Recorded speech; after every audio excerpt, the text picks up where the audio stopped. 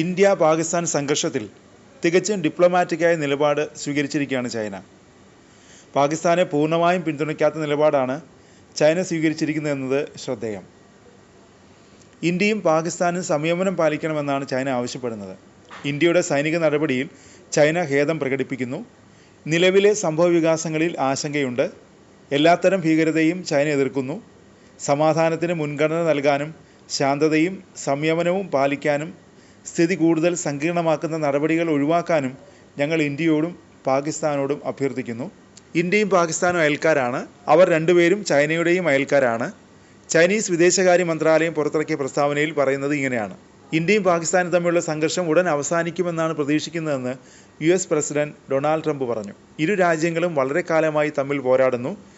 ഈ പോരാട്ടം അപമാനകരമാണെന്നും ട്രംപ് പറഞ്ഞു.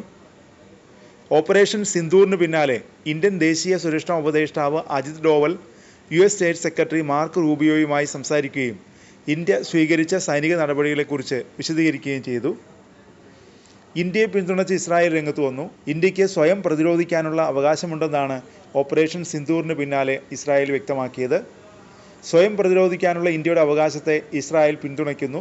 നിരപരാധികൾക്കെതിരെ ഭീകരർ നടത്തിയ ഹീനമായ കുറ്റകൃത്യങ്ങളിൽ നിന്ന് അവർക്കൊരിക്കലും ഓടിയൊളിക്കാൻ സാധിക്കില്ല.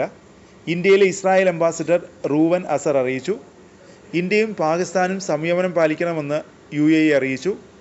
സംഘർഷങ്ങൾ കുറയ്ക്കണമെന്നും പ്രാദേശിക രാജ്യാന്തര സമാധാനത്തിന് ഭീഷണിയായേക്കാവുന്ന സംഘർഷം ഒഴിവാക്കണമെന്നും UAE പ്രസ്താവനയിലൂടെ അറിയിച്ചു. പാകിസ്ഥാനിലും പാക് അധിനിവേശ ജമ്മു കാശ്മീരിലും ഇന്ത്യയുടെ സൈനിക നടപടികളിൽ ആശങ്കയുണ്ടെന്നാണ് ഐക്യരാഷ്ട്ര സംഘടന സെക്രട്ടറി ജനറൽ അന്റോണിയോ ഗുട്ടറസ് പറഞ്ഞത്. ഇന്ത്യയും പാകിസ്ഥാനും തമ്മിലുള്ള സൈനിക ഏറ്റുമുട്ടൽ ലോകത്തിന് താങ്ങാനാവില്ലെന്നും പ്രസ്താവനയിലൂടെ ഗുട്ടറസ് പറഞ്ഞു.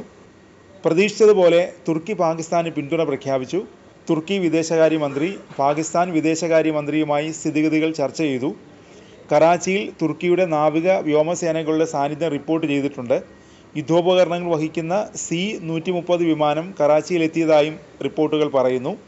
പ്രകോപനമില്ലാതെ ഇന്ത്യ പാകിസ്ഥാനെ ആക്രമിച്ചു എന്നാണ് തുർക്കി കുറ്റപ്പെടുത്തുന്നത്. പാകിസ്ഥാൻ നേതാക്കൾ സഹോദര രാഷ്ട്രമെന്നാണ് തുർക്കിയെ വിശേഷിപ്പിക്കുന്നത്. ഇന്ത്യക്കെതിരായ ഭീകരാക്രമണത്തിന് ശേഷവും പാകിസ്ഥാനുള്ള പിന്തുണ തുർക്കി പ്രഖ്യാപിച്ചിരുന്നു.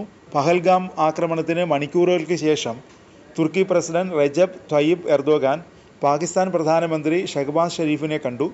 കൂടിക്കാഴ്ചയ്ക്ക് ശേഷം ഷഹബാസ് ഷെരീഫ് തുർക്കിയുടെ പിന്തുണയ്ക്ക്, പ്രത്യേകിച്ച് കാശ്മീർ വിഷയത്തിൽ നൽകുന്ന പിന്തുണയ്ക്ക് നന്ദി പ്രകടിപ്പിച്ചു. തുർക്കി നാവികസേനയുടെ യുദ്ധക്കപ്പലായ TCG ബൈക്കാഡ F-512 കറാച്ചി തുറമുഖത്തെത്തിയതായി പാകിസ്ഥാൻ നാവികസേന ഞായറാഴ്ച അറിയിച്ചിരുന്നു. ഇതിനെ സൗഹൃദ സന്ദർശനമെന്നാണ് പാകിസ്ഥാനും തുർക്കിയും വിശേഷിപ്പിച്ചത്. മെയ് 7 വരെ യുദ്ധക്കപ്പൽ കറാച്ചിയിൽ നങ്കൂരമിടുമെന്നായിരുന്നു അന്ന് റിപ്പോർട്ടുകൾ പുറത്തു വന്നത്.